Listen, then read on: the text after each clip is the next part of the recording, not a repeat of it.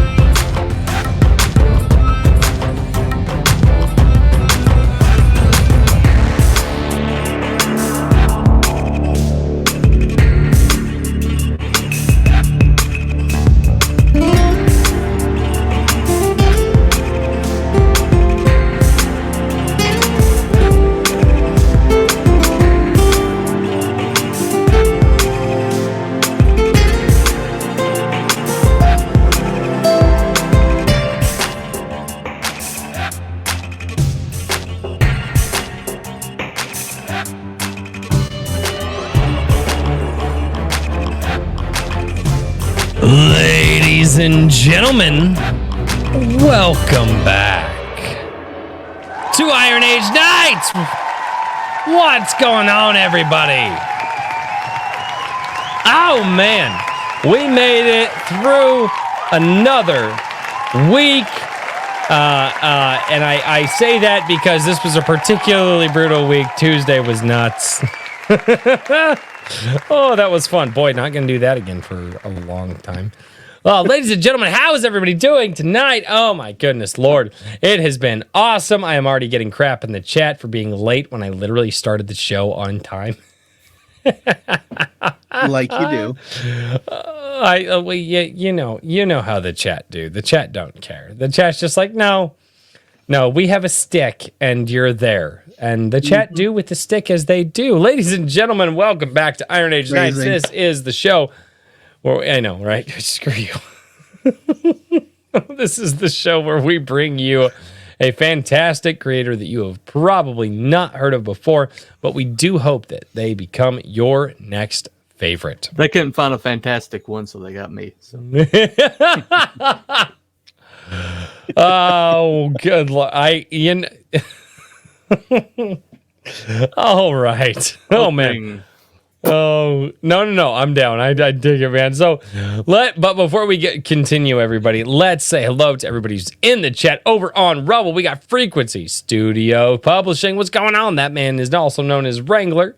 Also a fantastic author of the fantastic book Haley Star Bad Kitty, which is this book right here. So make sure you go check him out. And we've got Gorham. What's going on? Or Garham.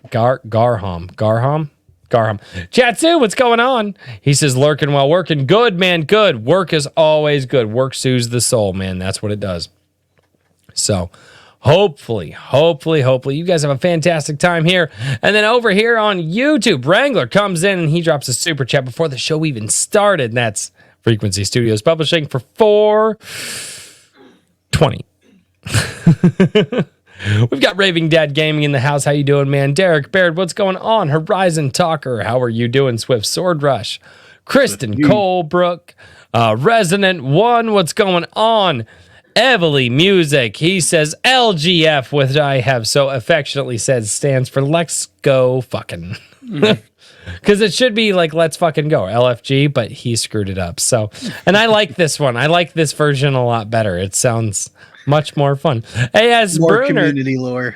Yeah, I want more community lore. This channel's gonna have so much lore in another year. It's gonna be ridiculous. Hey, as Bruner over on the channel, he says my favorite tips and tricks channel is live. Oh my God. You guys need to go watch the Tuesday live stream. That thing was and while you guys are watching it going, wow, this is not enjoyable. I really want to get out of here. I really would like to do anything. Like when you guys are at that point where you're just like, oh, I could jump off the Empire State Building. That would be more productive. Think about where I was in that. Oh my God, that was, it was fun. Video for sure. Oh my God. Eric Grant, how you doing? Animation Overload. What's going on? Liu, how you doing? Maji Chan, what's going on? Thank you guys so much for being here. Oh man, we are going to talk about a fantastic project tonight, and a project that really, really, really captured my mind and heart really quickly. Oh, I guess Frost Comics and Garfield's Bizarre Adventure, they jumped in just now. Mm-hmm. But before we go to all of that, ladies and gentlemen, we have a man who seems to want to work over a forge constantly. Not only has he done one anvil, he has done two, and now he's currently working on the third one. Ladies and gentlemen, the man, the myth, the legend, the guy that we call the king of the Iron Age. Ladies and gentlemen, Richard of IronAge.media. How are you doing, man? Doing well. Had a good week. Just getting some things done. I'm working my way through the issue number 3 submissions, and already found a couple that I think are going to make it in, hopefully. Awesome. Or at least, will be up for debate. And best part. Been harassing the illustrious Mr. Jacob Kalta to get the layout work cracking, and so we're doing that, and I think everything's going to be moving right along for the second issue. I'm excited about it. We crossed 7K between the two campaigns last night, and I'm hopeful that we can keep that rolling.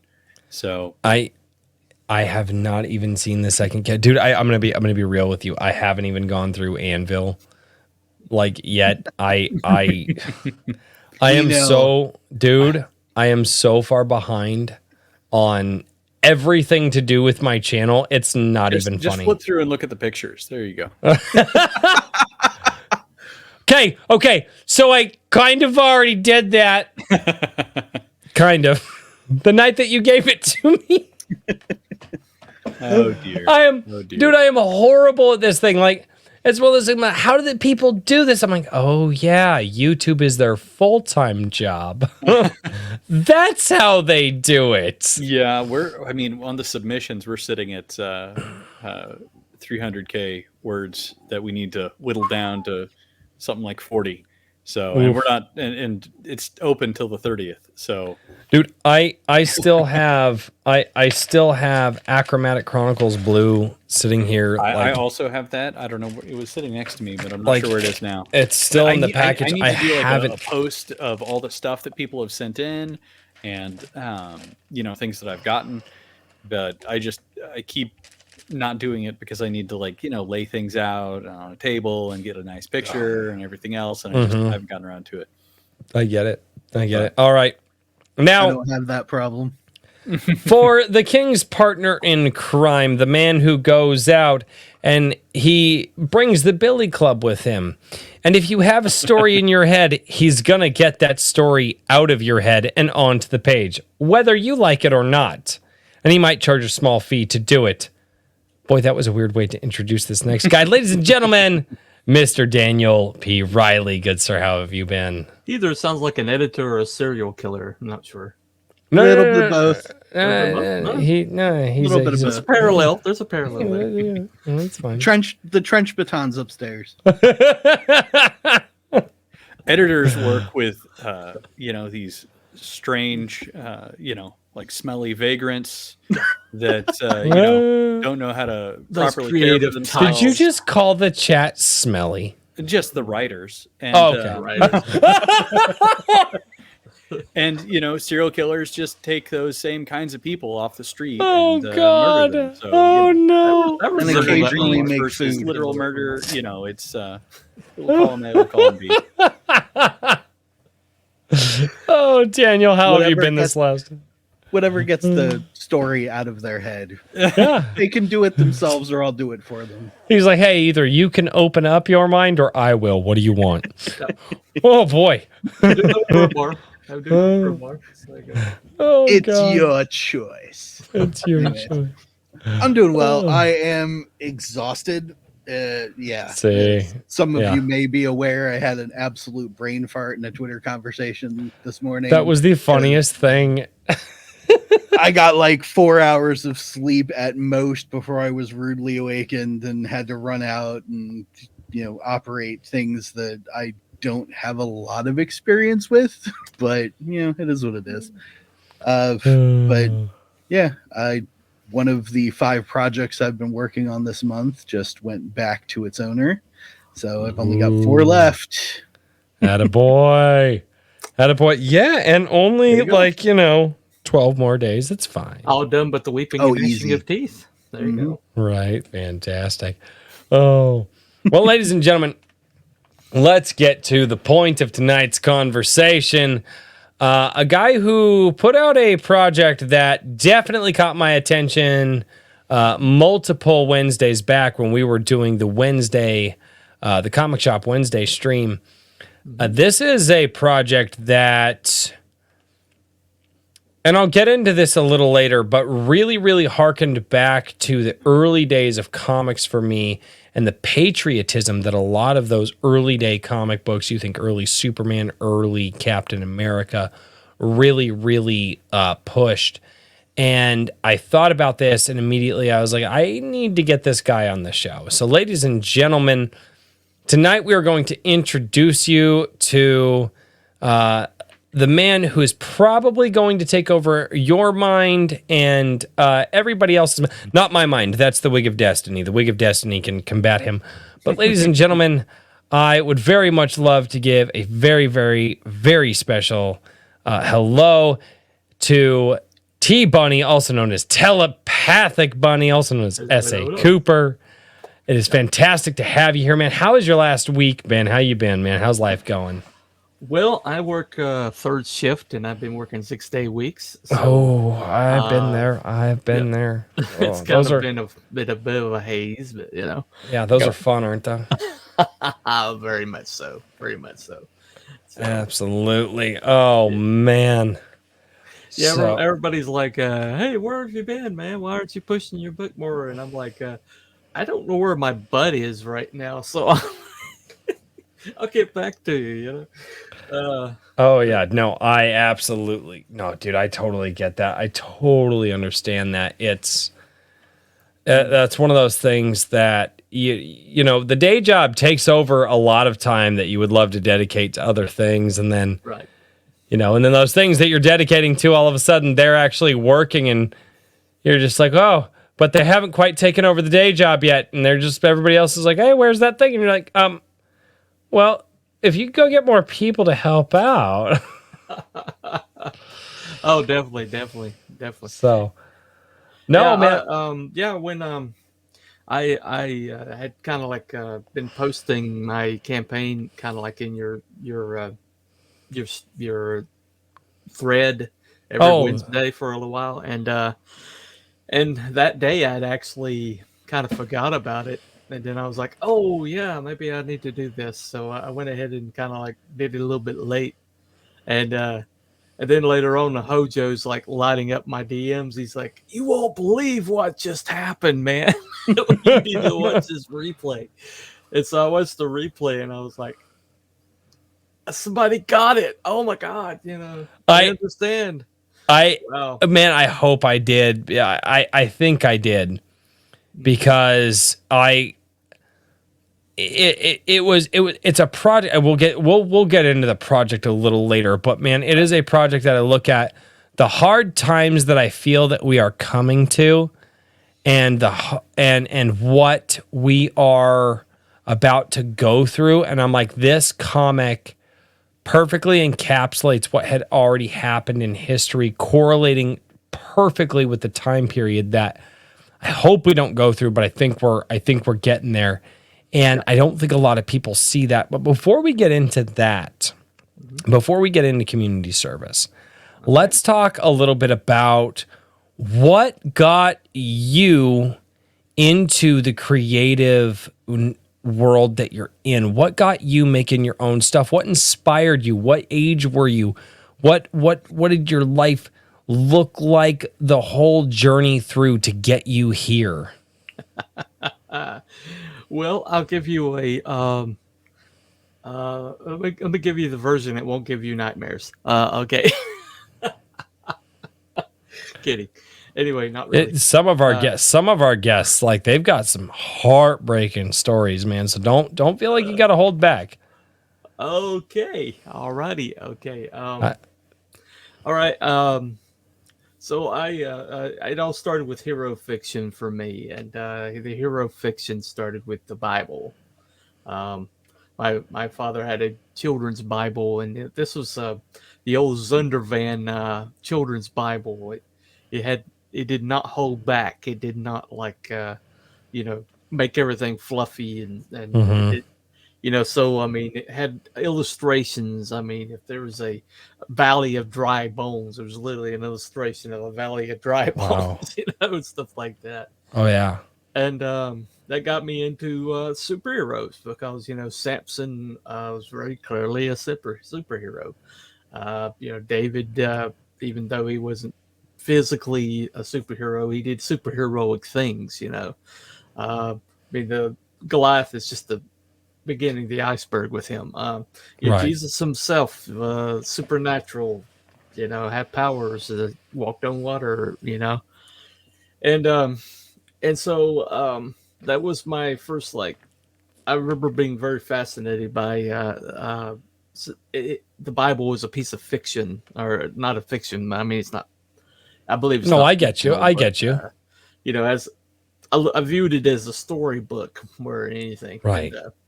And from there, I guess I got into mythology and some other things along the way. Eventually, Incredible Hulk introduced me Ooh. to kind of like the Marvel universe. Lou Ferrigno and David Banner. Wow. You know, Also, I always say Dukes of Hazzard was a superhero show. I love the Dukes of Hazzard. I So- actually have been wanting to go find the DVD box set for it, but it's really, really hard to find now right for right. reasons. Well, I mean, but yeah, I mean, cars aren't meant to do that. Then from there on, I think I think Magnum I PI, saw some, Tom I think Selleck's they went through mustache in itself was superhero. 176 General Lees. Like Right. Mhm. like cars were not meant to do what they made that car do, and No. they made it like, and I think they said they went through 176. They had the one that they always drove, but they found 176 of those things to just absolutely use and abuse and destroy. God, I can't even the mechanics that worked on those shows. Right. And they're not right. they're not cheaply made vehicles either. No, they were not. Well, and they weren't made They at the put those time. things through hell. Oh, I know. It was great. I Yeah. love that show. I need to find the box set, and I need to have I'm gonna force my kids, like, no, you're sitting here with daddy all day and we're watching Dukes of Hazzard. Sorry, go on. There you go. There you go. Anyway, like my first real life hero was my older brother Jonathan, um, who was like his fearless nut job, who did crazy stuff. Like there's a stand of pines in the backyard of our house between us and the neighbors that were they planted too close together because they were like intertwined. And my brother would go from just for the hell of it, just to challenge himself, would go from one tree to one tree, one tree to one tree, right? And one day he comes out from and his white blonde hair was red, so because he had No. fallen out and cracked his skull open or whatever. Oh no. But yeah, but that was he just he was fearless like that, and he did crazy stuff like that all the time. But he was like the first like real life hero for me. And so I'll there's a correlation there later. I'll as I go. Oh no. but yeah, so that I raised pretty good. Mother and father in the house, but I'm a typical Generation X. You know, pretty much turned out at dawn, and told not to come back till dusk. And I've been there. you I'm a know, millennial, but my dad was. the, I've been there. I know how it is. well, latchkey. The Oh Generation yeah. X, the lost generation. Yep. We're raised by pop culture. Yep. And well, so I mean, I had a kind of a disaster-prone childhood. Everything from you know, uh, sitting on a cement block that happened to have a yellow jacket's nest inside of it when I Oh was no, 4. dude, that makes me hurt. I know, lawnmower accident when I was 5. Fire Ant Hill. Lost a toe, uh, the big one on my left foot. Um, just it was like that kind of craziness, just pretty much the whole childhood. But when I got to the childhood kind of like ended when I was around 9 years old. There's a car accident where you know um, took my parents and that brother. Oh my god. So I was in the car and I got a brother and sister left, but that's pretty much like and the only thing Wow. that kept me sane was heroic fiction, because Understandable. yeah, Wow. because when I got sent to live with an aunt and uncle, and the uncle was had a horrific childhood. I mean, horrific childhood. We're talking Dickensian childhood. Oh my god. He was the offspring of the town drunk and the town whore. Oh no. So so he obviously was not emotionally available for me. So I was pretty much left to my own to figure out what becoming a man was all about. And so the thing that I used to kind of fill in the gap was the hero fiction and superheroes and things like that. People don't understand that that's the stopgap. Heroic fiction is the stopgap. Heroic fiction, because for boys and men to become men is an achievement. It's not something that comes natural to you, and True. somebody has to Yeah. show you the way. And Yeah. because super, that's why so many people that become successful have like tattoos of Superman or Batman on them somewhere, or Punisher logo. But that so it became like something really important to me. But losing my brother was like a real blow to me. He was my best friend, first hero and things like that. And so in a way, what I'm doing now is kind of like something.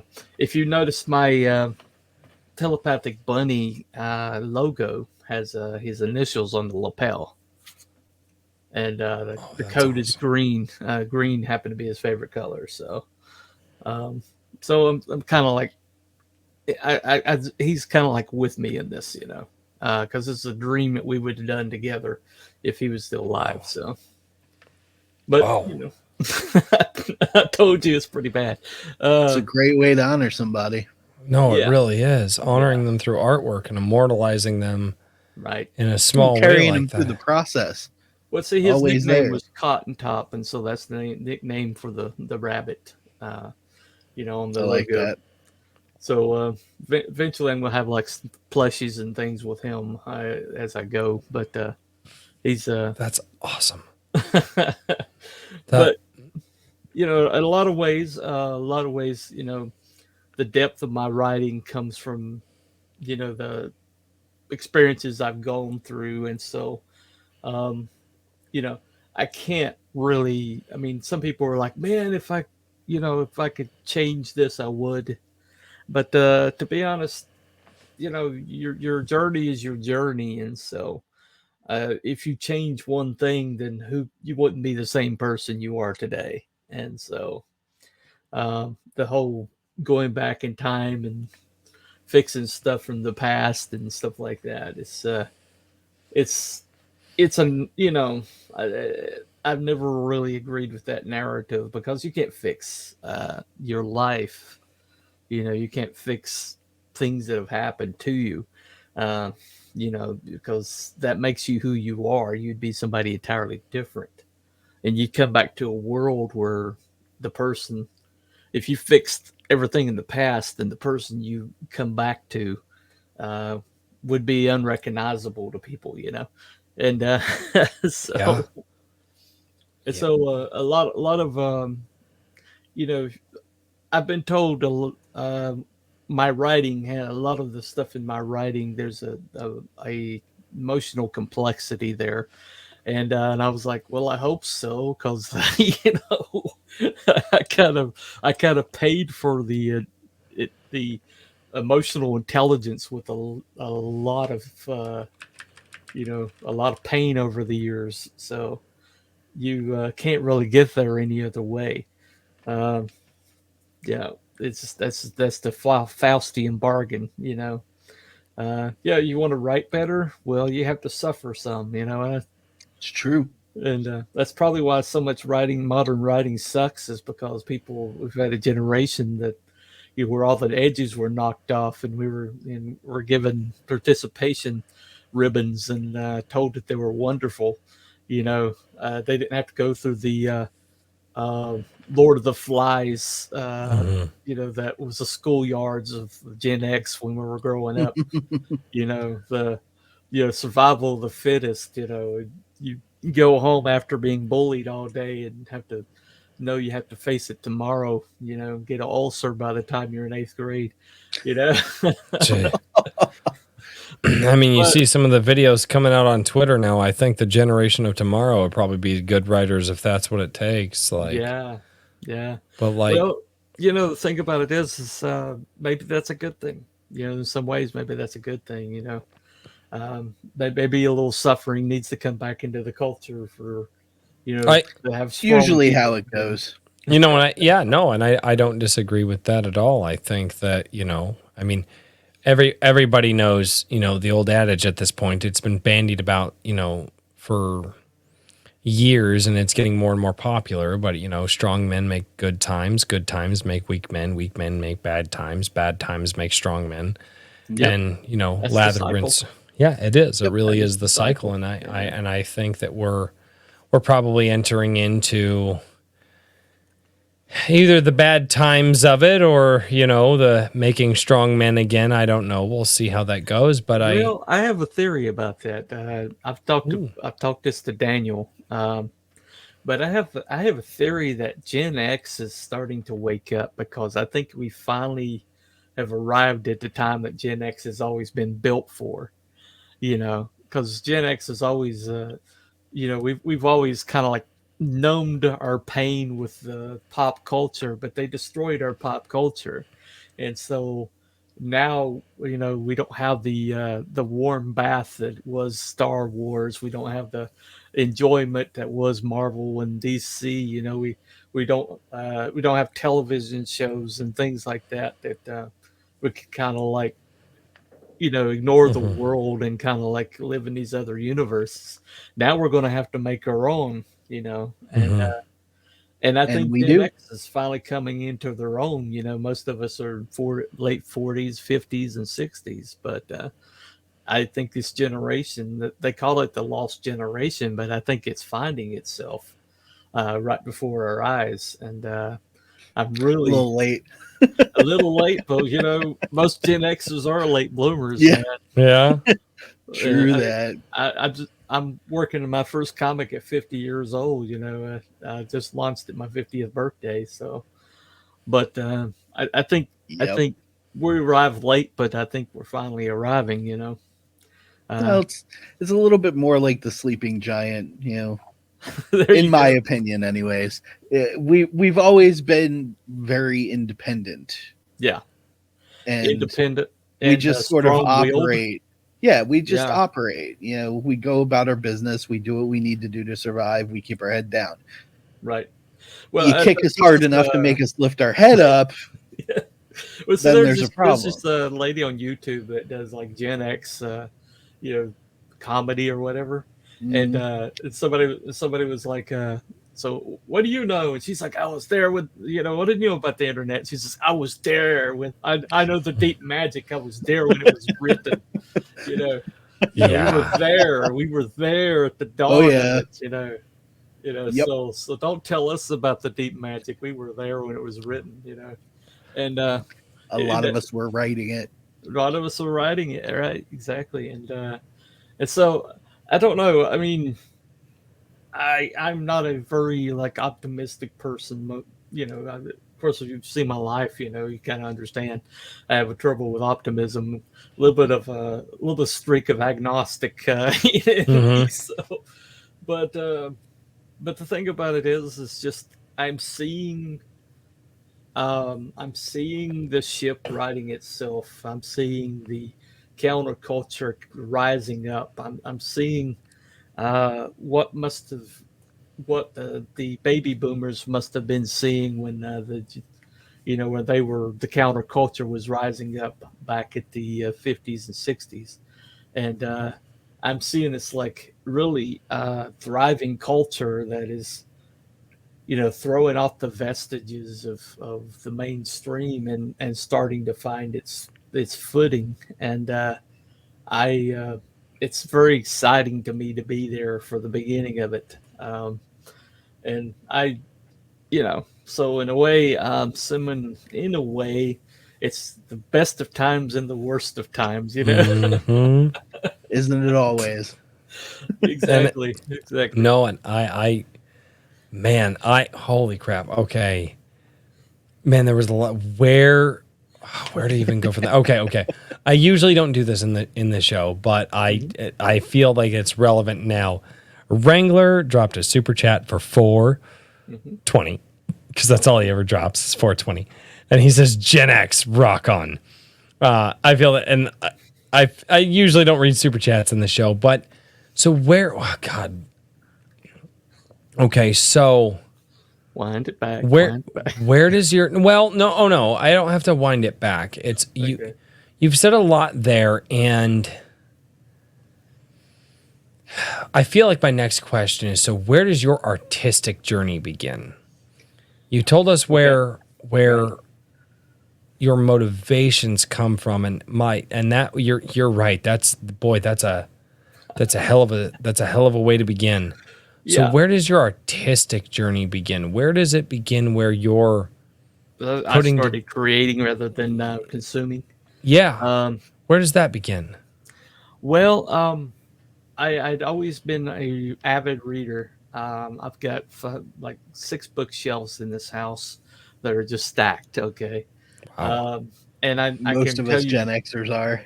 there you go. But I can put it a book and I can tell you what it is about. So I've read every book in here. It's not decoration.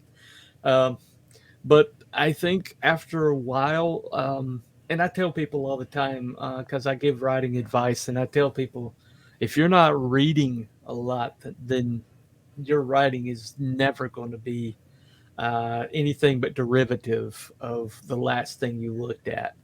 And like visual medium is not enough because most people they just stop at visual medium.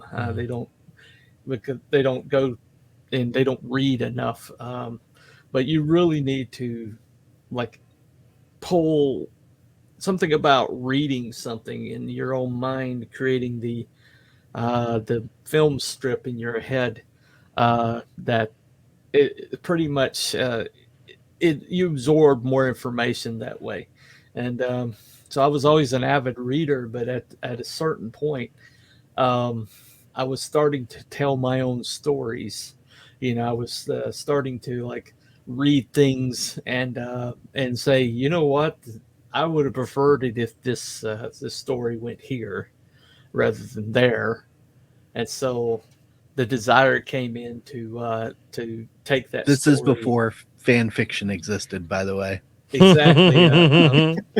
Ironically, though, where I found fan fiction has existed for a long time. right, exactly.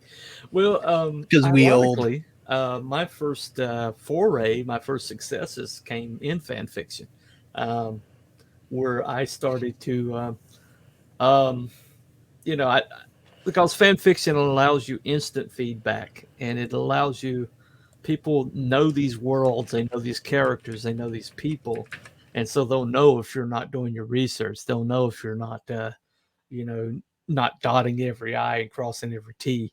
And so, and I jumped into the most like, shall we say, rabid fan base, which is the Harry Potter universe. Okay, Ooh, yeah, those guys are.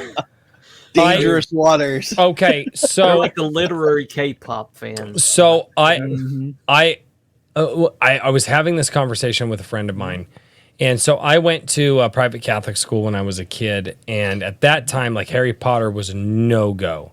Right. Like you were not allowed to read it. Like, and I'd went and seen the movies. I didn't know the big deal. Heresy. Well, but a lot of that, Witchcraft. It's a lot of that was there. But I'd seen the movies and stuff. But because of that, I didn't because I was smacked up. Like I should be the Harry Potter generation. Like I should love all the books. I didn't understand how popular Harry Potter was, and so I was like, why are all these people losing their crap over this? I'm like, that's some good Right. movie.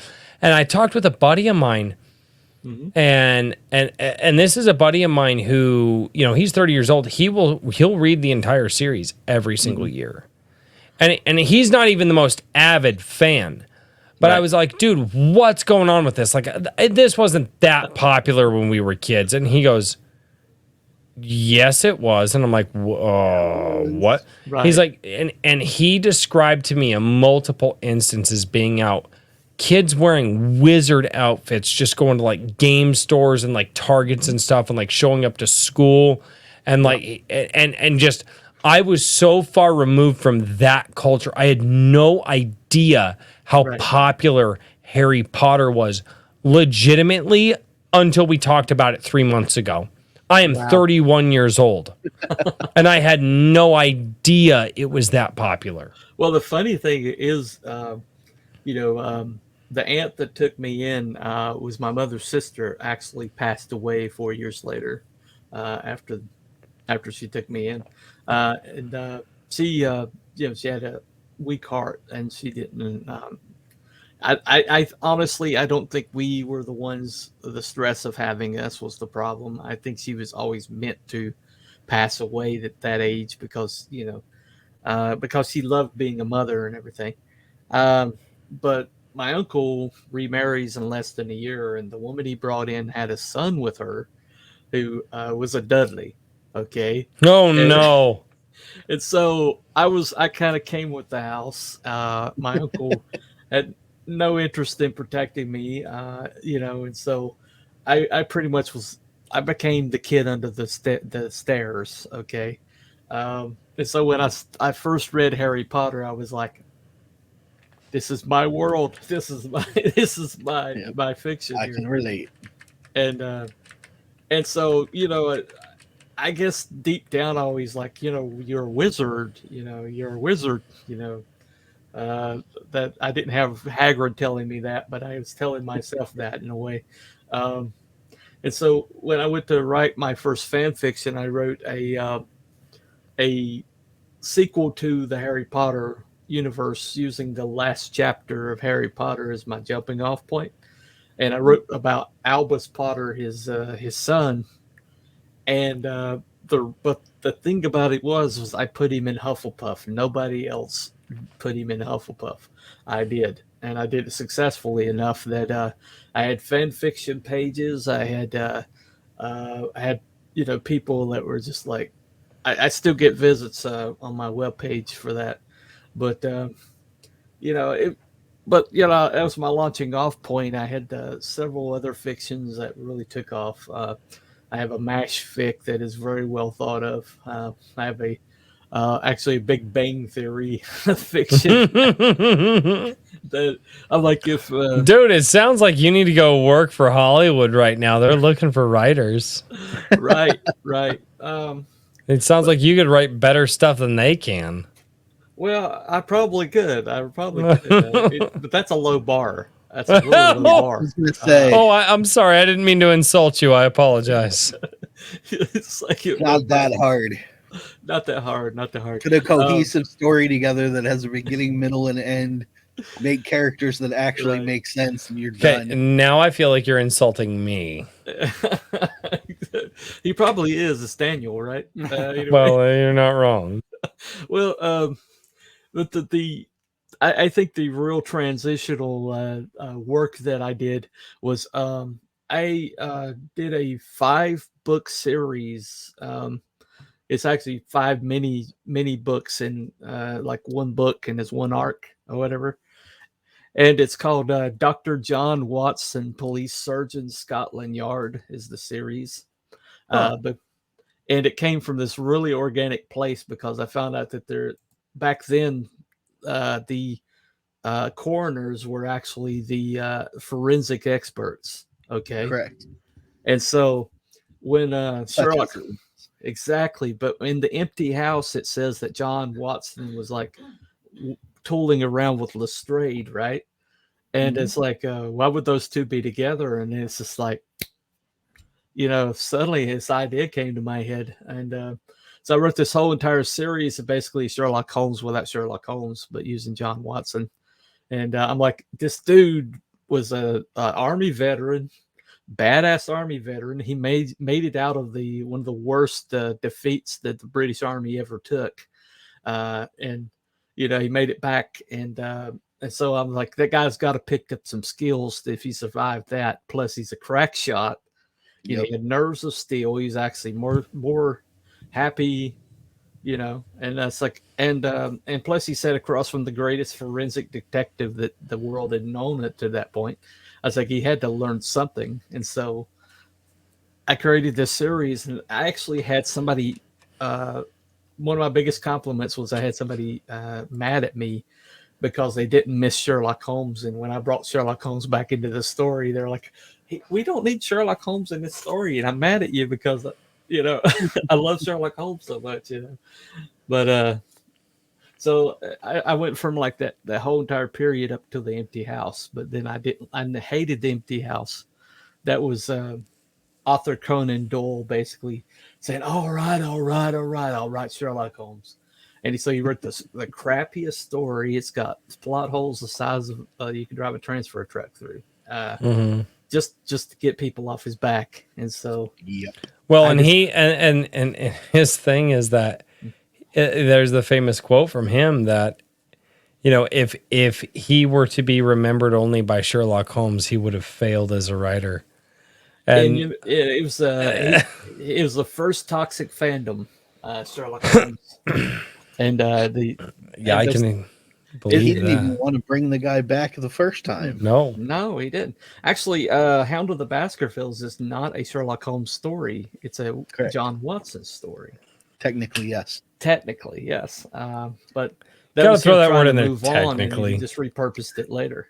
Yeah, because the actual published and distributed version is Holmes centered, but the original concept was designed for John Watson. Right. And that's why I believe in like the first third of it, Holmes is constantly off doing stuff. Exactly. And so if Holmes doesn't never come back into the story, if you look at it, he really didn't have that much impact on the outcome. But so when I wrote that series, and it was original enough that I could have published it. But then when I started looking into getting it published, I realized what a closed loop the mainstream is, and just how impossible it is to publish anything. You have to find an agent. They have to accept you, and then they have to submit it, not you. So you have to trust. They have to be a good enough agent with a good enough connections to get somewhere. Mhm. And then it has to fill a niche, and that means you might have to rewrite it for a specific niche. And then, only then, meanwhile, if you go through all these hoops and somebody like, say some random celebrity's kid, one of the Kardashians that have a better chance of getting published than you. they'll just get him a ghostwriter as long as they could slap a name on it. And so, Yep. and so understanding this, you know, I was like, I kind of gave up on that dream for a while. And then, uh, meanwhile, the shutdown and everything happened, and I finally had time to finish this project. And I basically had a world written and a comic written, sent it to an editor, and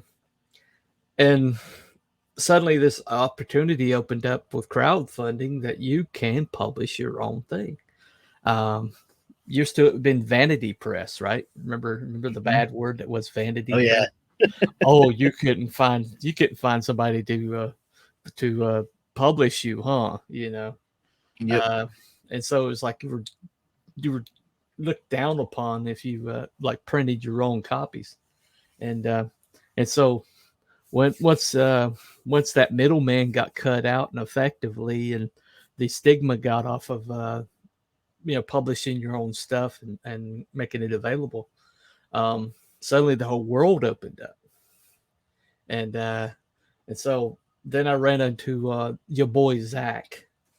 I think he's kind of like the first step into the the indie comic scene, at least this part of it, and which is funny because he disdains all of it. So Yeah. it like coalesced around him, and then he's just like, I'm not part of it. It's like, whatever, dude.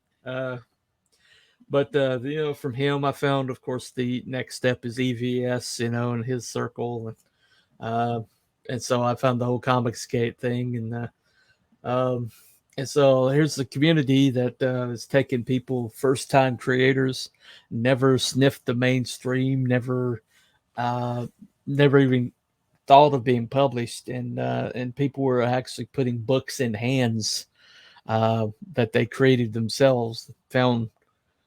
And I honestly think comics is like the pinnacle of fiction, the pinnacle of at least artistic, because you can combine art with writing in the most like perfect marriage. Moments in time, sequential art. And so I've always wanted to make a comic, and you know, so here I have a script, which I was told by Norm Leinert, my good friend Norm Leinert, was one of the best that he'd read. And so I decided to go from there. That's how I wound up where I am today.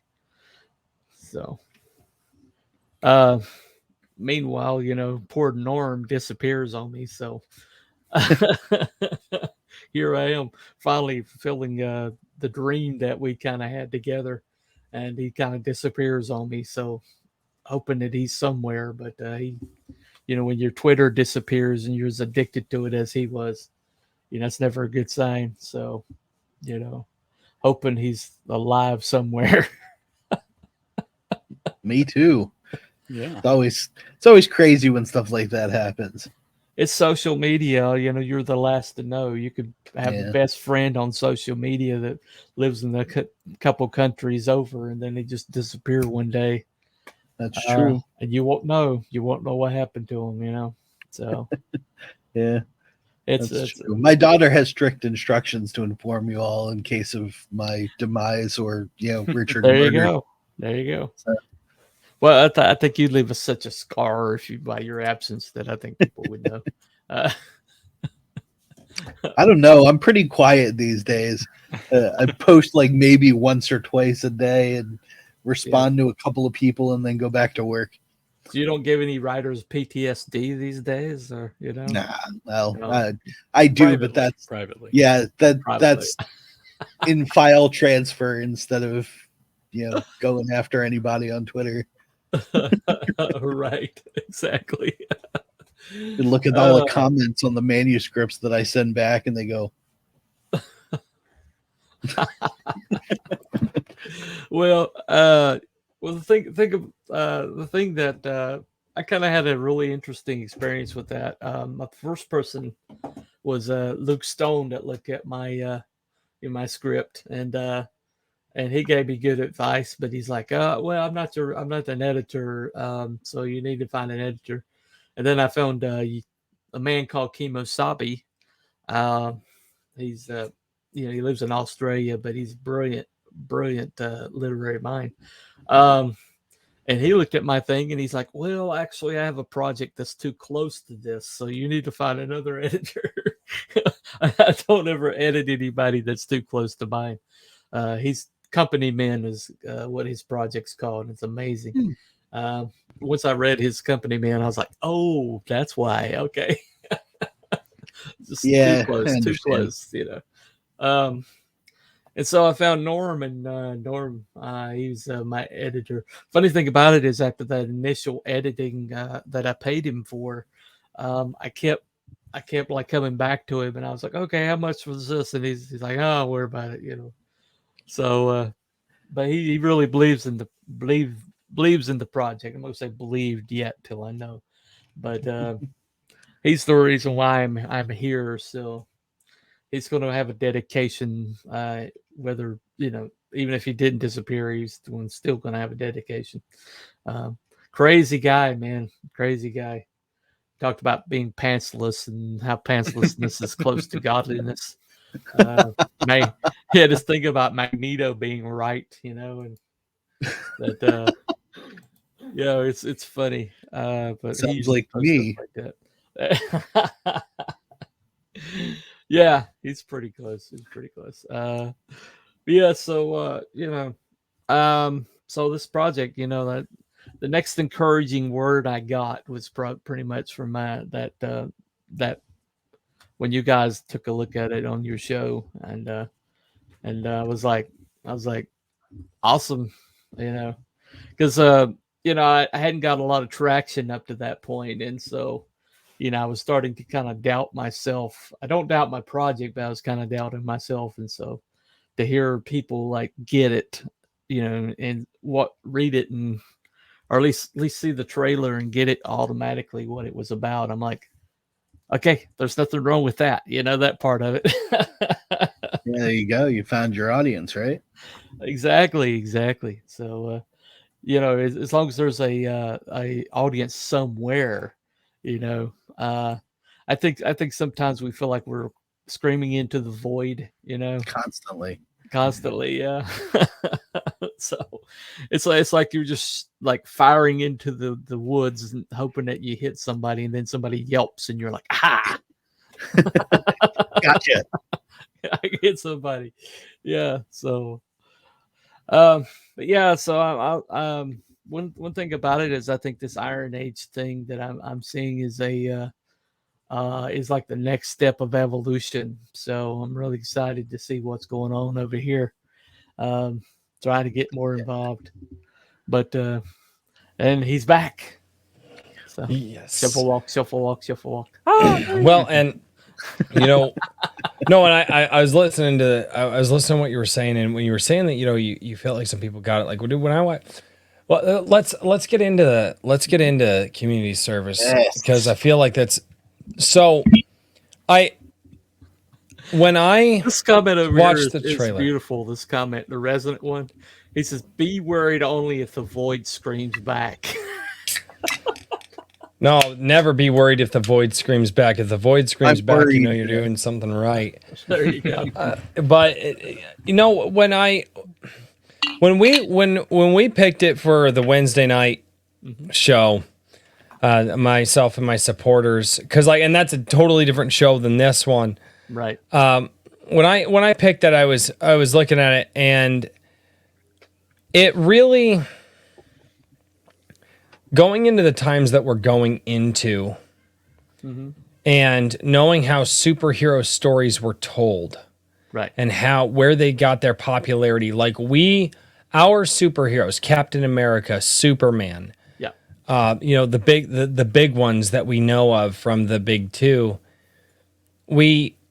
they got their prominence in World War II, and the strife that the country was going through and the American patriotism that was happening at the time. And for those who are a little confused as to what I'm talking about, I'm gonna have to pull it up on the small screen here because Fun My Comic doesn't like it when I share big screen. But let's look at this.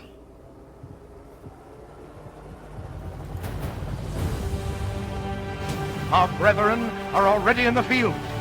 Why stand we here idle?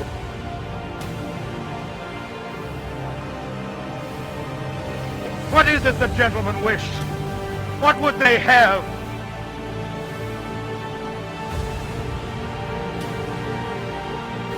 Is life so dear, or peace so sweet?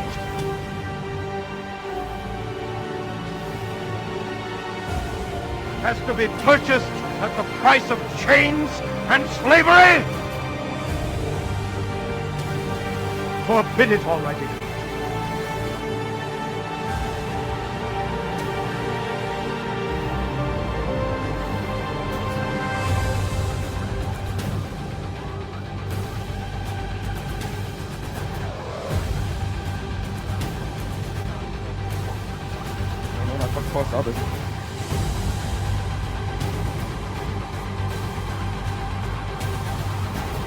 That's for me.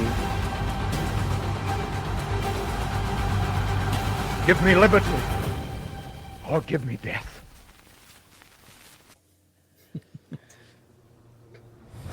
Never gets old. Never gets old. No, and it doesn't. And when I saw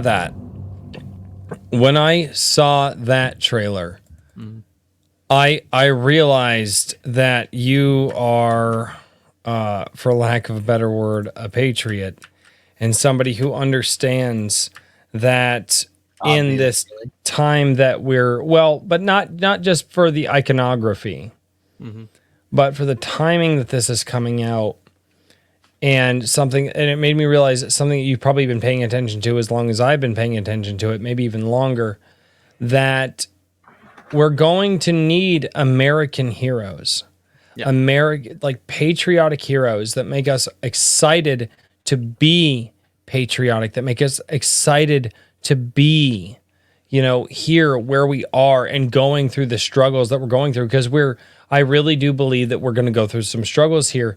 And when I saw the trailer and I looked through the project, and it's a man who is standing up to fight for value. Yeah. And it's I think one of the last times we saw American patriotism in the pop culture was, believe it or not, a Captain America movie. And when Captain America was saying, no, this isn't right, this isn't what America stands for, and he was willing to go outside the law to be an American. And I see that here in this, and it really made me feel less alone. It made me feel like someone else gets it.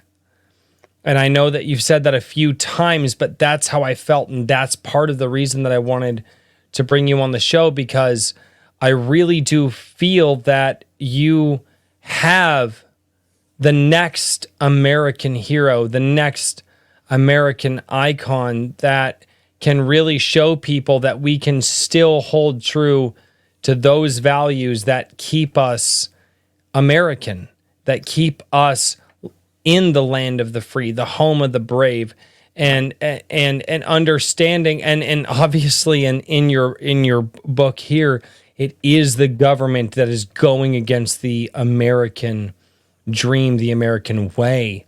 Right. And I just felt that was so unbelievably powerful. And that is the reason that I was like, look, we've got to get him on the show, because I need to talk with him about it. What is it that made you want to write that, especially because I know you're coming up with it.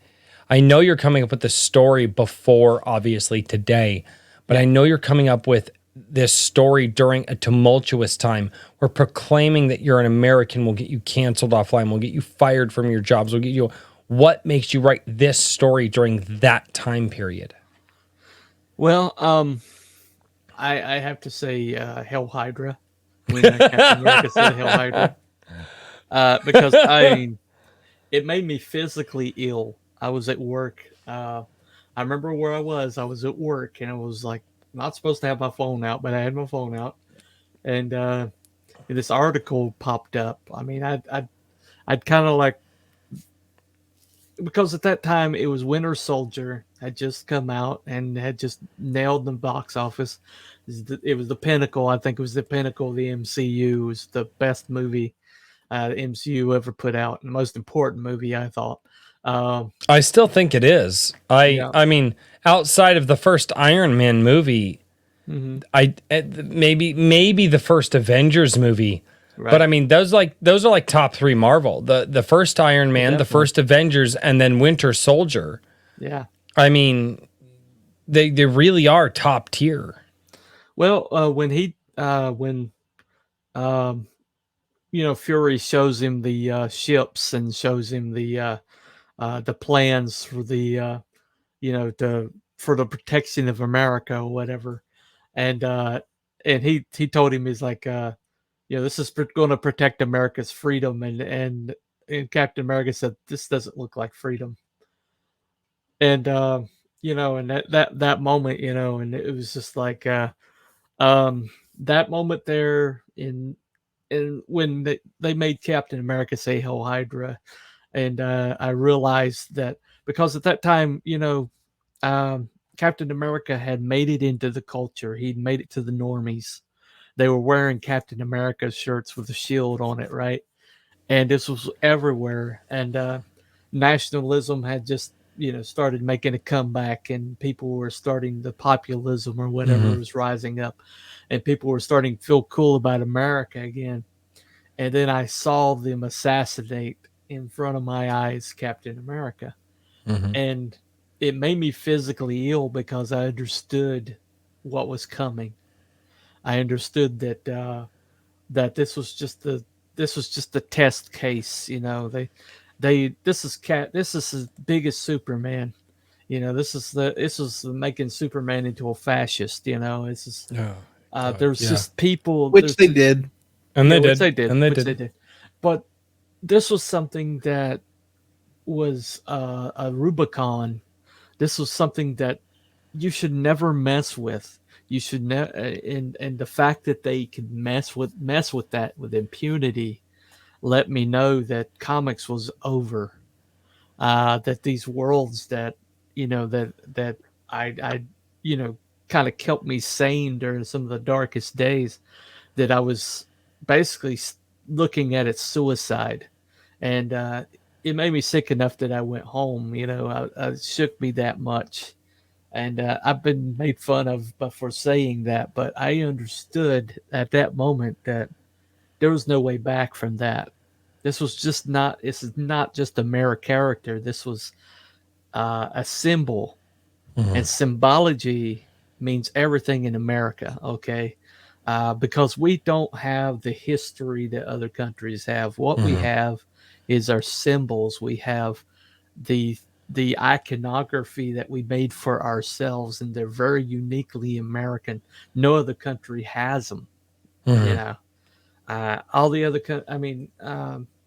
and when you mess with that, you mess with the very identity of America itself, and so I guess that and that moment in Winter Soldier, when there was this moment in Winter Soldier also where he and Black Widow are having this conversation after they get out of the bunker that Hydra has been revealed, and he's actually cheerful, and she's like, "What you're okay with this? Why are you so okay with this?" And he says, "Because I finally know what I'm fighting." He's like, because if you know what you're fighting, then you can fight the battle. But it's when it's nebulous that you don't know what you're fighting, and so those moments is kind of worked into this. But I wanted a character that went further back than Captain America. I wanted somebody that went back to the founding of the country, and so my character basically came to America on a ship as a indentured servant. He came as a slave, basically, a young Irish lad, brought to America as a slave. Somebody who knows the Irish history in the U.S. Yes, exactly. The first slaves that came over were Irish, Mhm. and and so he basically gets purchased by a kindly man that was running a press, and so basically taught him to read, became his press, his typesetter. And what he didn't know was in his spare time, this guy was running off Thomas Paine's, uh, you know, pamphlets in the middle of the night. And Okay, if I may interrupt you for a mhm. moment. My graduation quote for my yearbook was, "We have it in our power to begin the world again." And that is one of my favorite quotes from our founding fathers, and that was Thomas Paine. Thomas Paine, yeah. But these pamphlets were the beginning of the revolution. They were common sense, were what they were called, Yep. and these and it was just basically telling people, okay, no matter how good you have it, we're under somebody else's thumb, we're under somebody else's rule, and even if you feel like you're content with the way things are, know that they won't stay this way. The only way that we can steer our course is if we have freedom, right? And uh and so this guy, the British people don't understand the British oppression at that time. They were murdering people. They were dragging them out in the streets and murdering them, and there was people were informing on one another. And the British were trying to nip this in the bud, nip this country in the bud, and they were doing it by any brutal means possible. There's a guy named Ballastre Tarrington, who's like a monster, like a brutal monster, and he was, did things that a serial killer would be, ashamed to do. Uh, but Yeah, well, he there was you high go. society and a sadist, so Yeah, yeah, high society and a sadist, right?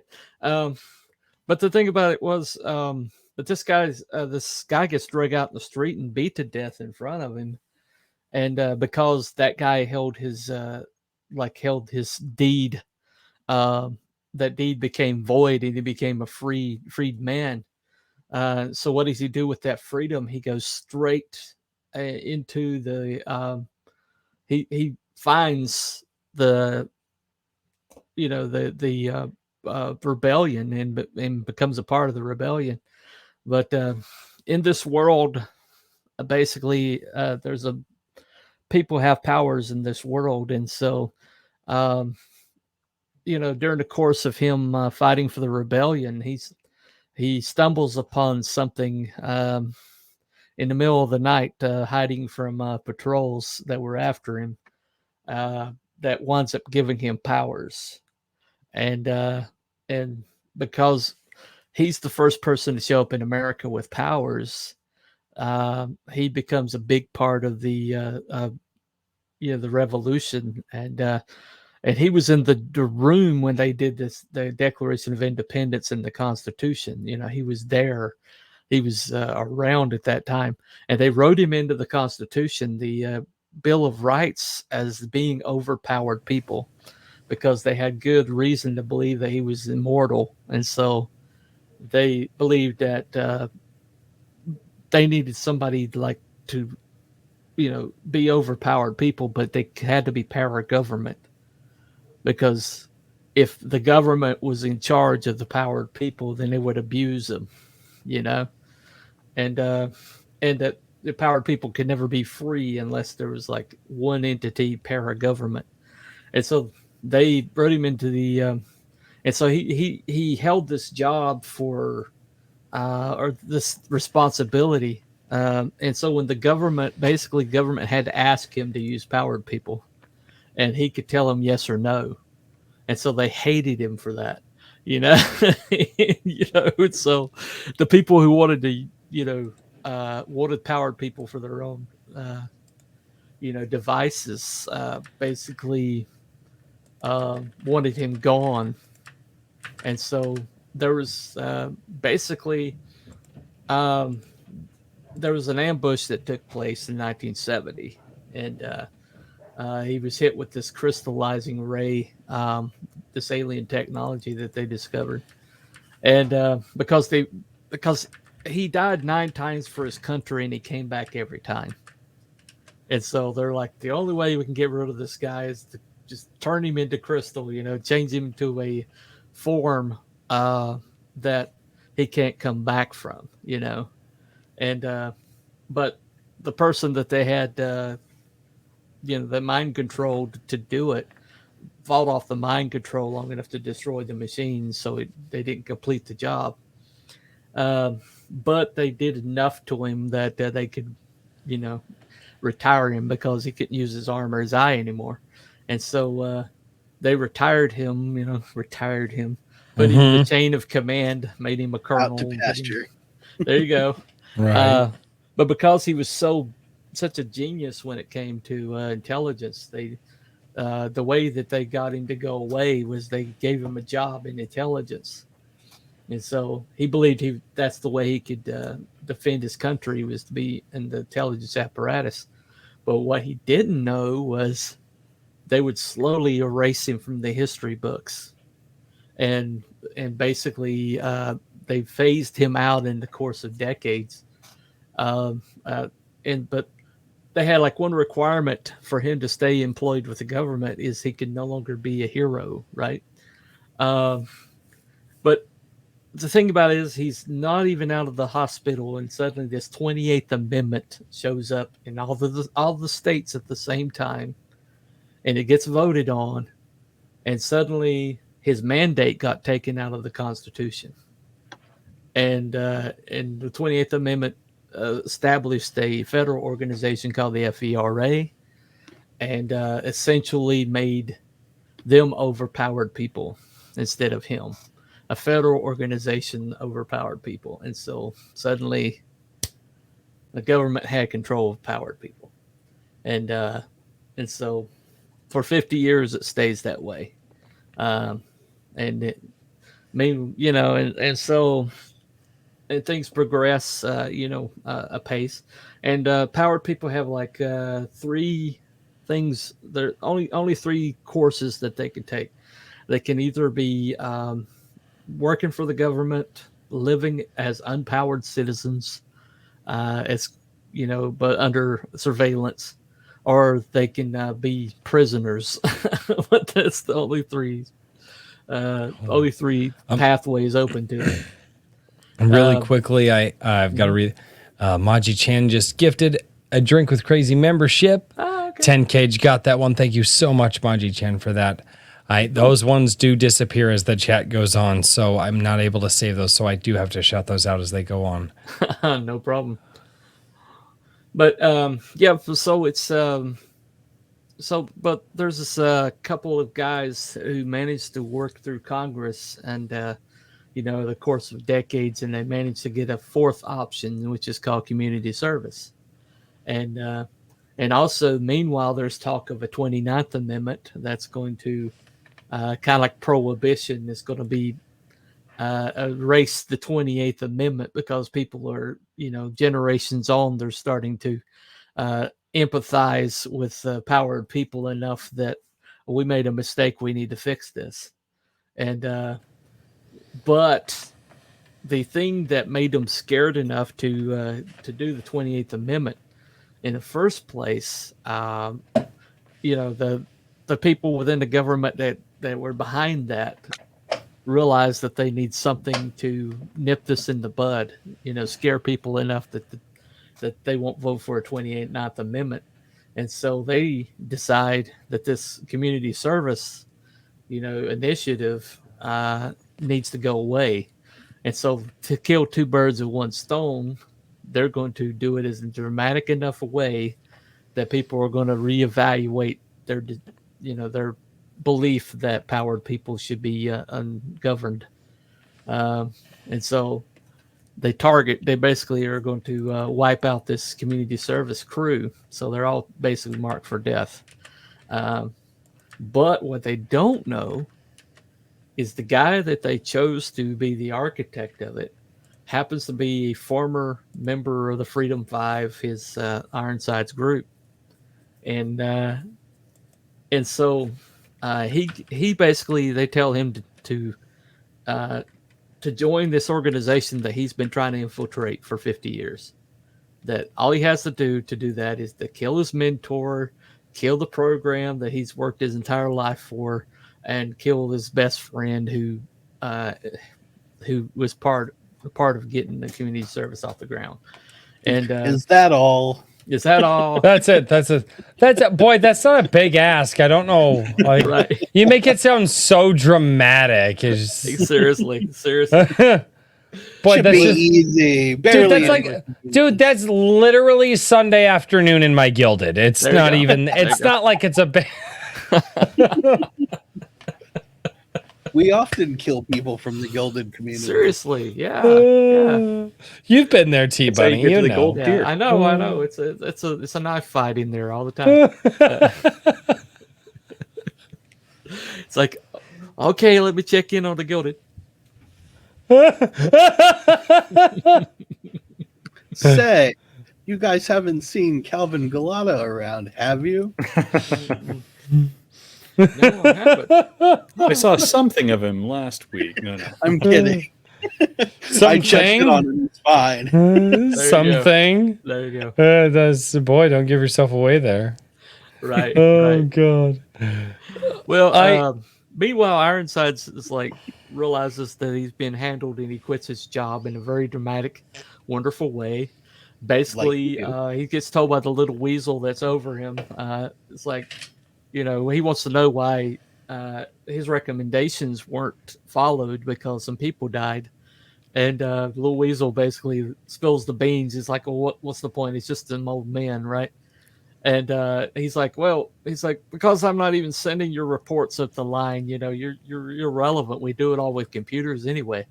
And so Ironsides goes and gets his resignation and walks back in. He hands it to the guy, lifts him off the ground with one arm, and says, next time your computers do a threat assessment, do one on me. You'll find it informative. Lowers him back down, straightens him out, says, I quit, and he walks out. But on the way home, he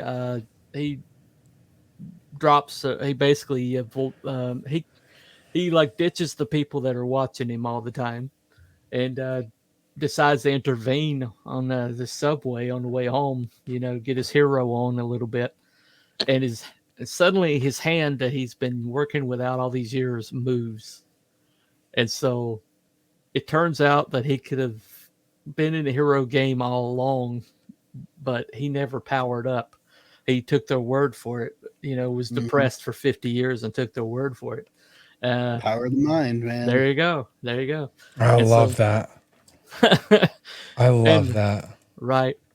And so right in the middle of this, this guy comes to his front door to basically assassinate him. At least that's what he's there for. What they think he's there for. But when he invites him in, he basically tells him what's happening, and that Ironsides actually put him up to this a long time ago. The Ironsides is so brilliant, so strategically brilliant, that he put it into place a long time ago that if something ever happened to him, that there's a protocol that he put in place, but he had it taken out, had it removed from his mind to have ability to do that. And so he didn't remember commissioning this guy 50 years ago, right? But this guy's like, okay, I'm following the protocol that you put into place, and I'm almost, you don't remember. You don't remember it, and he says, but this is what's going on.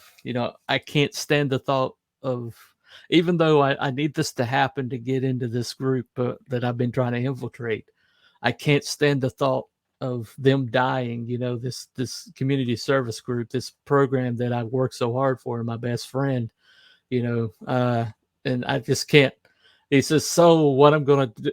He says, so my idea is, here's the most brilliant,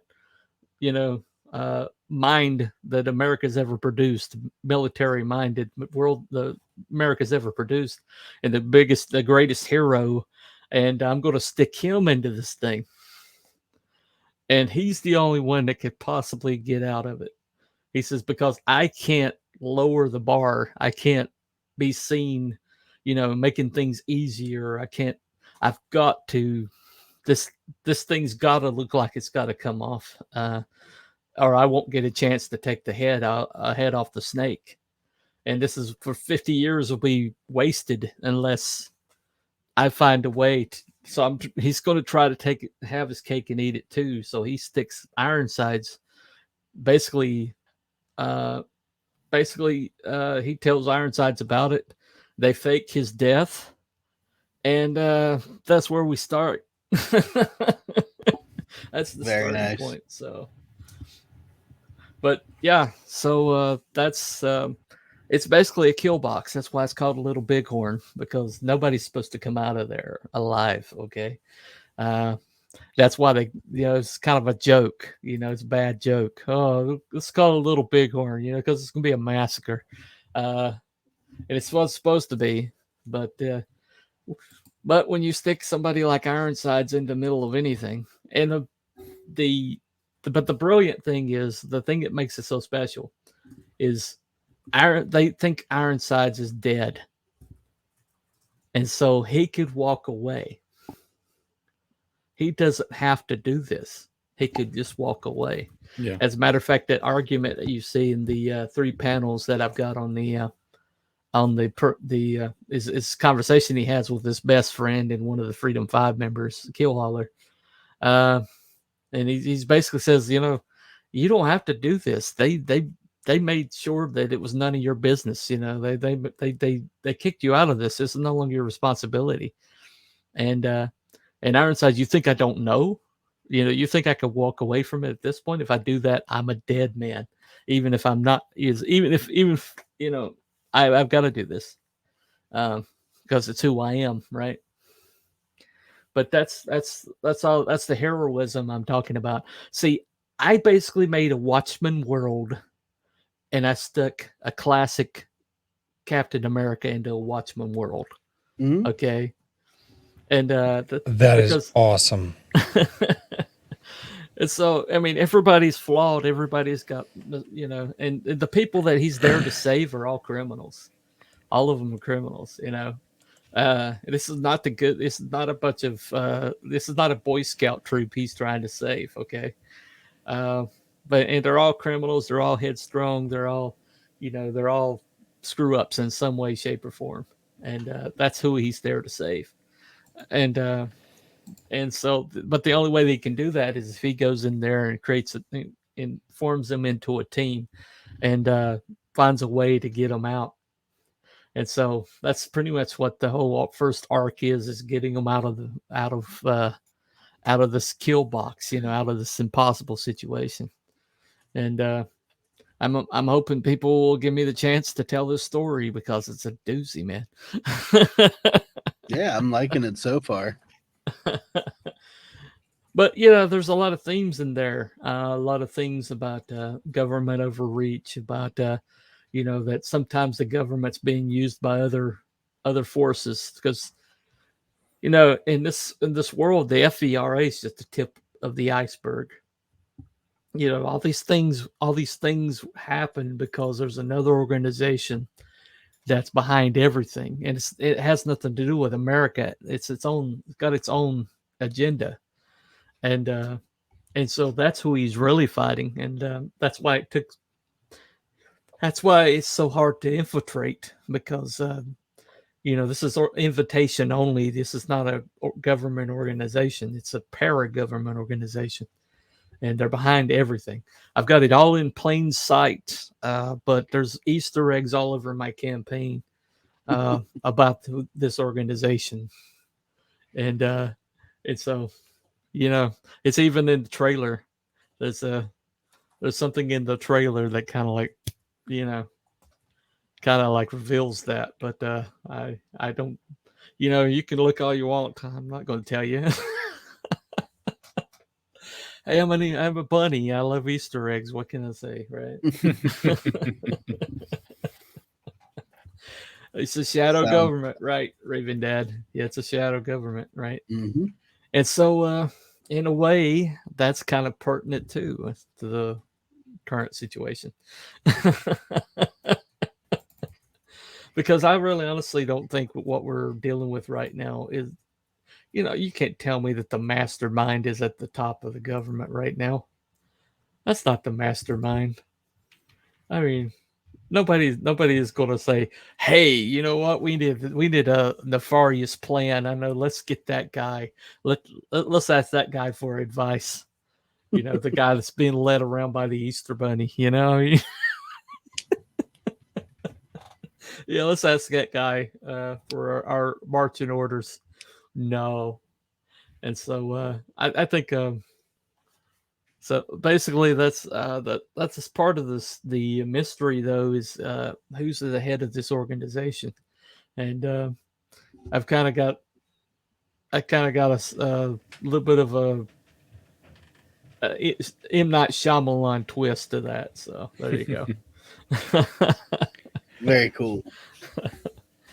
Yeah.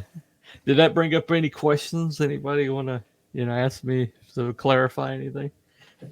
Sure, I would say, in terms of character, obviously a lot of parallels are drawn to like Captain America.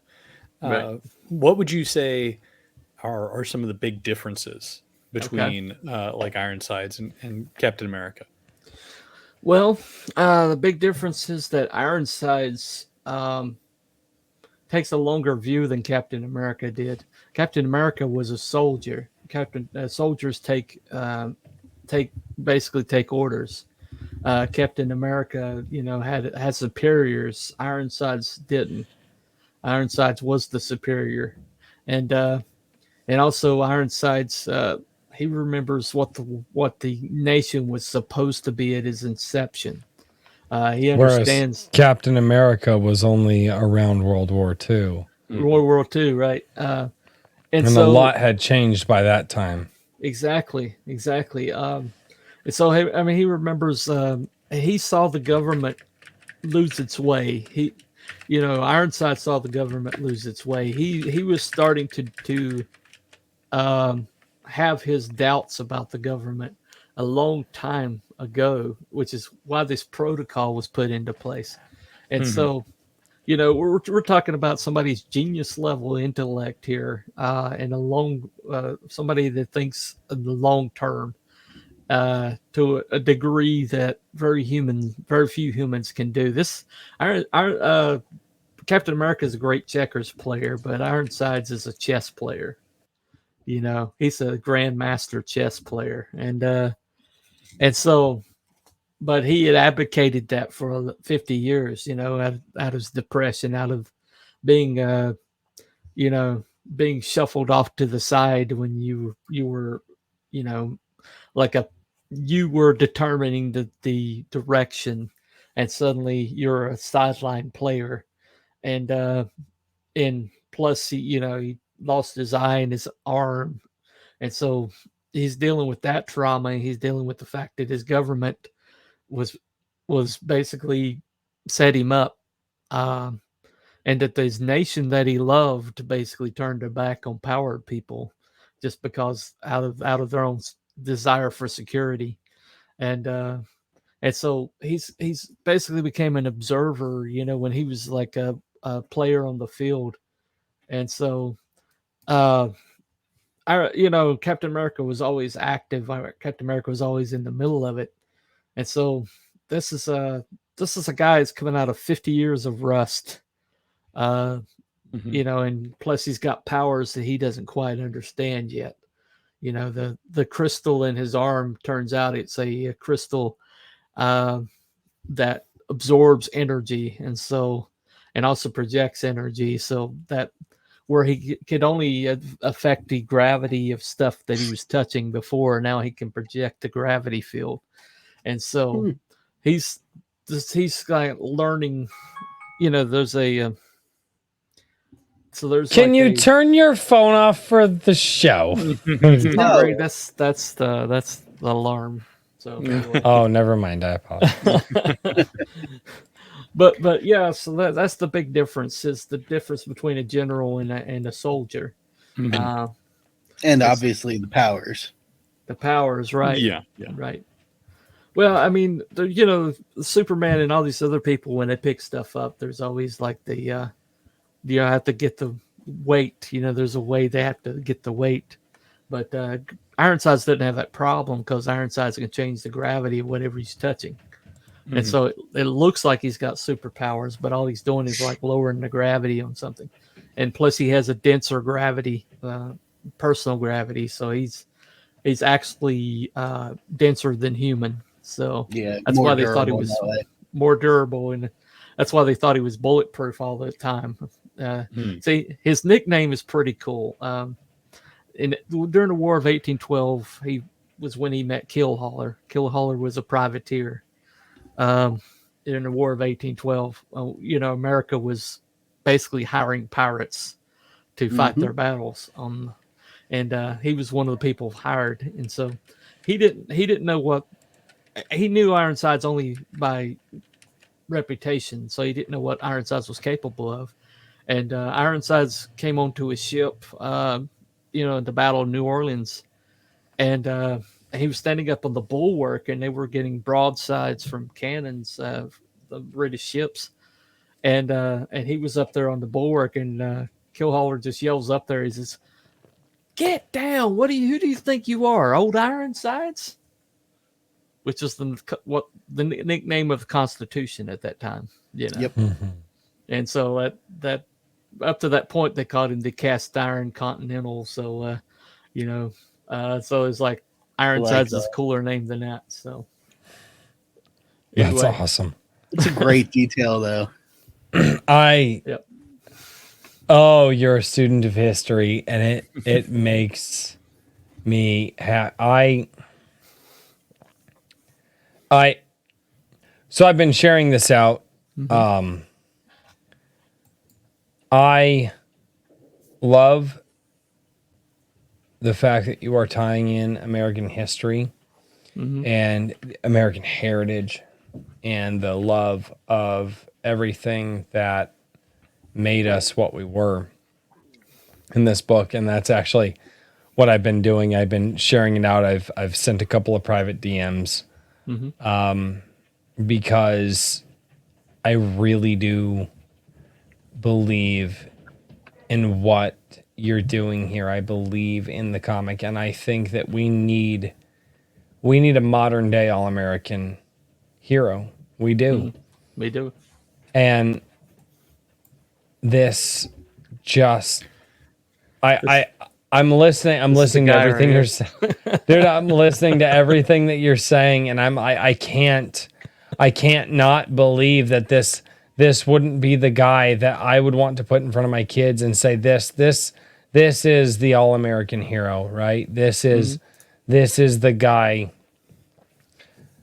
that we can all aspire to be, because that's what heroes are supposed to make us do. Yeah, exactly. Obviously, you've done at least a little bit of studying in history. A little bit.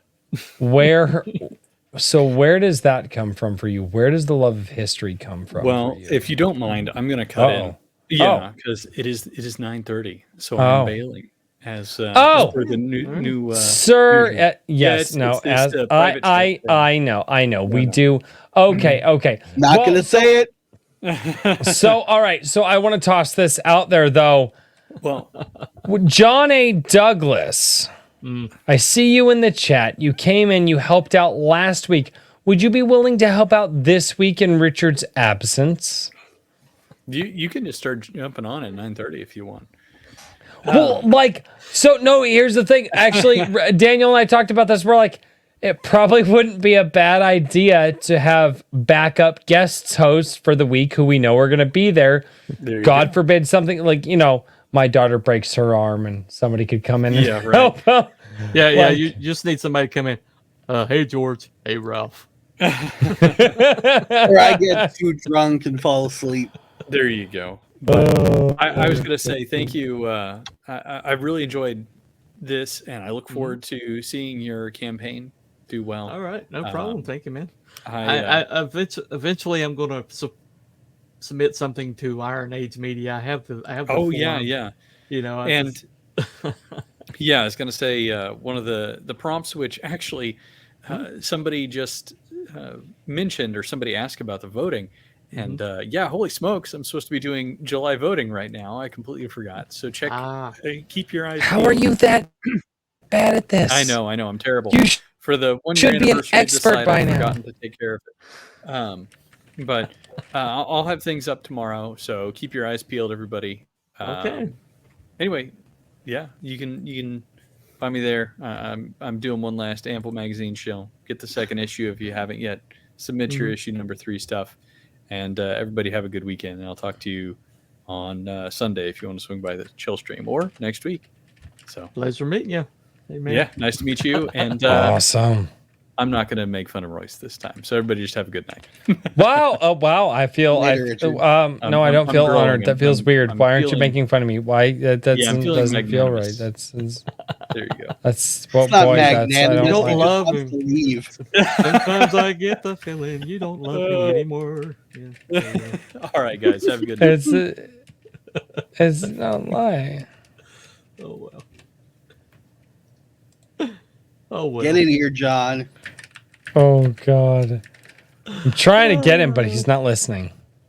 Yeah, he's gotta spend time with his wife and kids, or something frivolous like that in the world. I suppose we'll allow it. Right. Oh God. Oh an hour good and a half. Lord. Couple Yeah. glasses in, don't mind me. Couple glasses, a couple. Oh my God. Oh, he's got a pass this week. Oh, good God, no. Oh, he's got a pass this week. Oh, we have no guest co-host to get us through. Oh well. I mean, now it's just up to me and Daniel. I like the way he says that. Now it's just up to me. And a drunk Daniel. There you go. I mean, it's not like we couldn't pull it off, but We can pull it off just fine. you say yeah, this. Maji is actually went to dentist today, so she's probably flying right now. So Yeah, she's probably. We could. Oh, hey, there's McCoppin. We could always pull McCoppin. No, we're only allowed to have 2 Daniels in a stream. He didn't say he'll be future Daniel. We gotta, It's Brian. Oh God, it's. No, I don't mind. No, I figure I'd throw it out there I because just know he's going to show up in the wig if we do let him on. it's very, very true. It's very true. somebody needs to get voluntold. Okay. Right. It's fine. So It's why is it always an hour and a half that this show goes off the rails? It's like we had a little bit of a streak there for a while where we'd make it like a little past an hour and a half and we wouldn't go off the rails. Since the inception of this show, it's like the 90-minute mark, everything just goes sideways all to hell. it was a sign from the universe, Royce. I guess. I don't like signs from the universe. No, I will say this about community service. I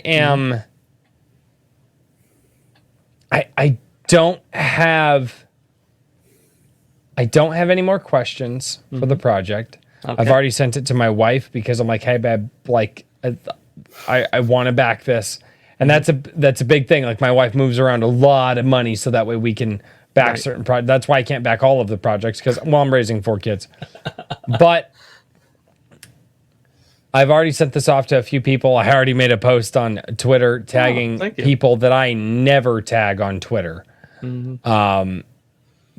But I feel something with this project, and I don't know, maybe it's just my overwhelming sense of American pride. But I need there to be a book like this to give to my kids. I'm assuming this is something that's either PG-13, which my kids are definitely. I don't have a lot. PG-13 pretty much at the worst. Yeah, and here's the thing: is I don't have a lot of questions left because I don't want to ask a lot of questions because I want to experience the book when you release it. Totally understand. Totally understand.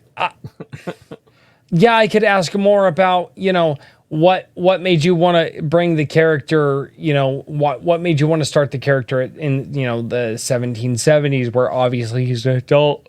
How did he grow up, blah, blah, blah. There's all of these questions that I could ask. But it's like, why ask these questions when I could just, I'm pushing people. I'm telling people, if you can't back this project, share it everywhere, show other people, show people who are patriotic this project. Right. The community service is one of those, like I said, this spoke to me and I was like, nope, we need to get this guy on. We need to, we have got to put this out here. I mean, he did a great job explaining it, so there really wasn't too much more that needed to be said. I know, and for those of you and it's very bad in the thumbnails because I'm horrible at thumbnails, but ladies and gentlemen, this was the image that I used for the thumbnail. Yeah. This was the image that I used. And I am working right now on a third cover that I'm going to add to the campaign as soon as it gets completed. Nice. So, let me share. Sure. This is let me see. I'm getting a. So no, go on. Sorry, I've got to answer something. I just got a phone call, and I will. Yeah, I'll be back. My bad. Okay. Well, at the very least, you'd talk about it. Well, yeah. A friend of mine, I've been helping him with his project. I've been pushing his book, and he's a really, really talented artist. And I gave him one of the things that I always wanted to do. One of the because I'm a big fan of Americana, and there's nothing more Americana than the Saturday Evening Post. And Very if nice. you do a post, you have to do a Norman Rockwell cover, right? And so I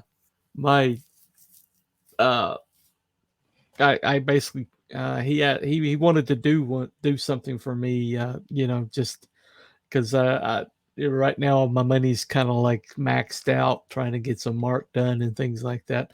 My pain. And so basically we just I was like, okay, I want a Norman Rockwell, and I want that kind of style, and I need that little bit of humor, and this is pretty much what he came up with, and it's really, I've got a guy who does painted style that's going to work on it. So this is going to be Did you share it cover. with Royce, or It is currently shared right now in StreamYards. let's see it, man. It's up to him to put it up. I'm working on it. I do not see anything in the links. Okay. Well, it's over on shared. I'm sharing it. Oh wait, there it is. Got it. Okay. There you go. So this is the cover. That looks so cool. Yeah. So Very this is cool. so this is Obsidian Man, who's the big bad, and this is Ironsides, and there's the Hound Dog. I feel bad for the hound dog. If you know anything about hound dogs, all they try to do is sleep, especially when they're old. That hound dog, that okay. Yeah. If your book gets funded, we need a 10-page short story of what the hound dog did after this horrible, horrible moment in its life. Where does the Well. hound dog go? What does it do? Yeah. Why? It's just I wanted a Rockwell, and he definitely gave me a Rockwell. So Yeah, right man. now it's Incredible. See the eyes on that poor dog. It's got trauma cat vibes. It does. That dog is just like, what? It was sleeping. dog That is dog was silent sleeping. And treasure. he's like, it's like, what is happening? what in the world? Yeah. So this is just having fun with it, but that's it's currently being painted. It's gonna be a painted style. Plus, I'll have Nice. I'm actually going to put this art onto the campaign. If I don't fall in so much in love with it, I can't stand to part with it, which might happen. But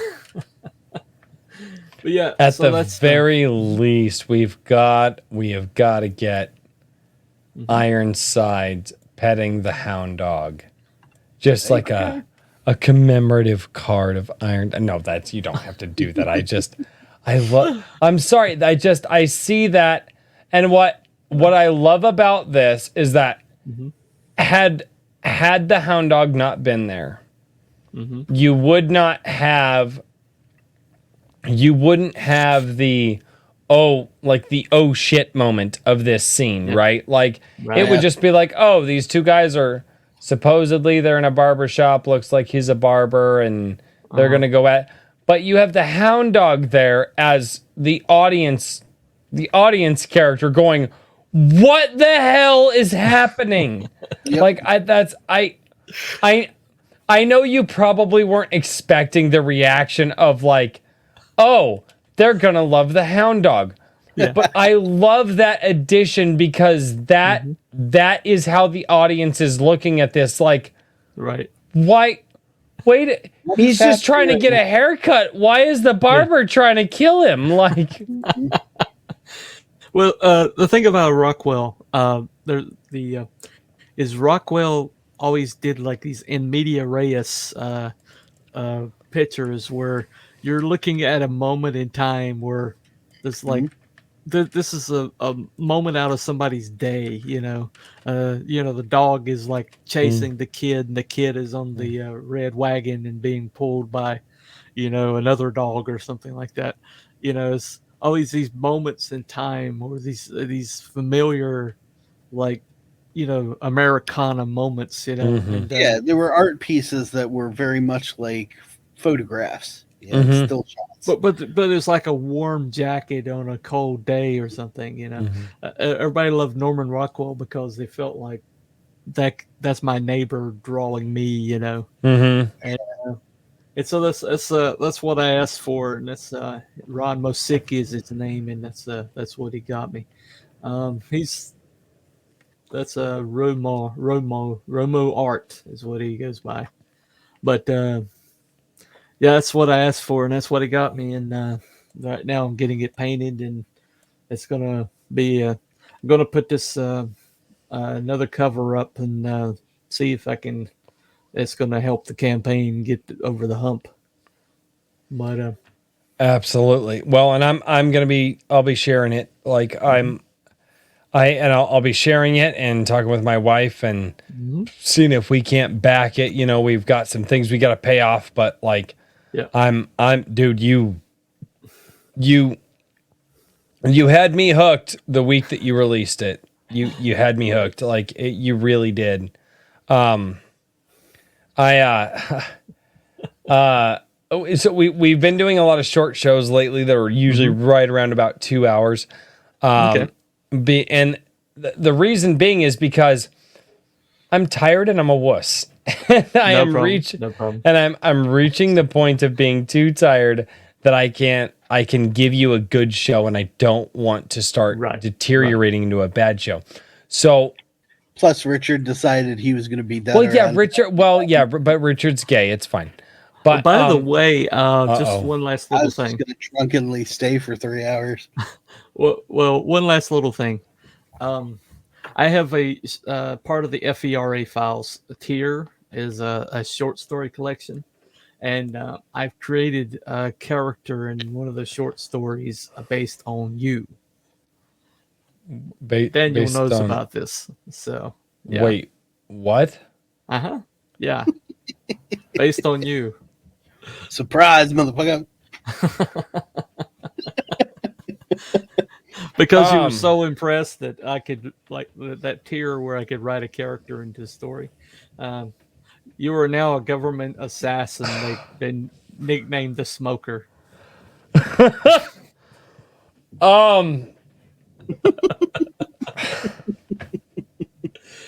I can't.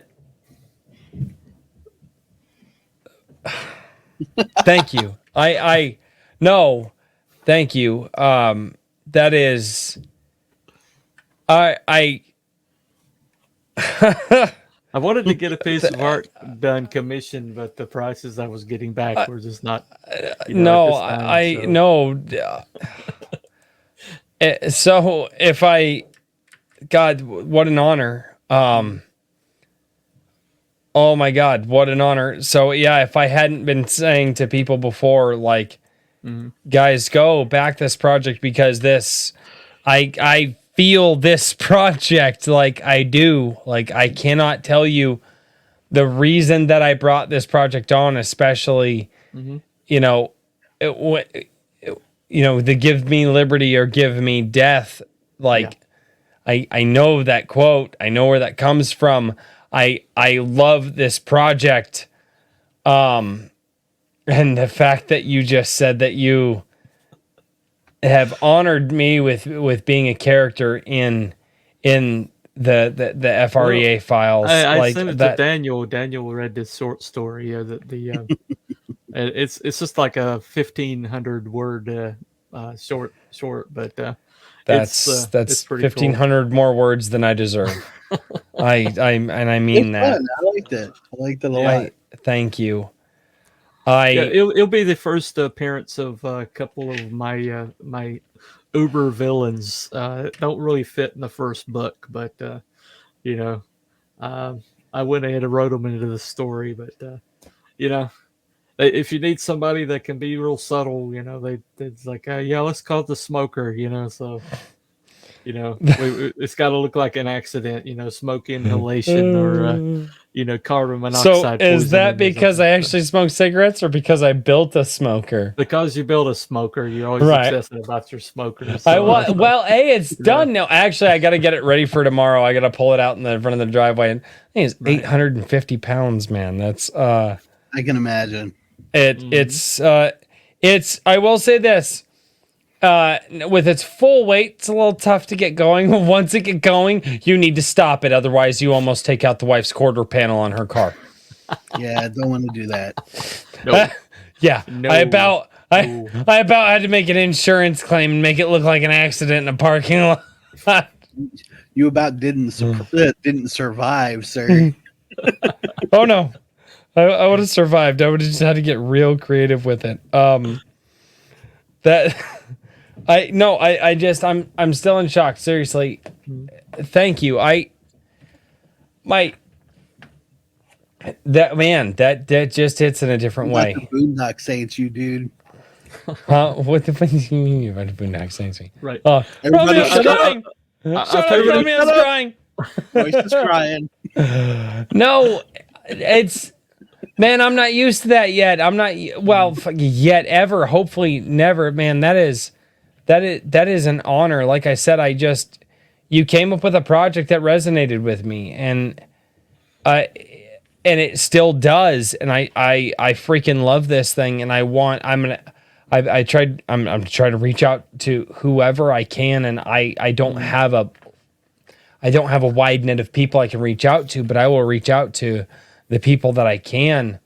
Yeah, I appreciate it. I definitely appreciate it, man. And I will say this, maybe touch base with, John A. Douglas. He might be able to help. Let me. I've already been on Johnny's show. So, Okay. Yeah. There's one other guy that I can reach out to. I don't want to say the name here because I don't want to commit anybody to anything, but let me reach out to one other guy and see if they wouldn't be willing to help you out, because I think that they would be much, much, much better than I. Mm-hmm. But man, I really believe I believe in community service. It is American.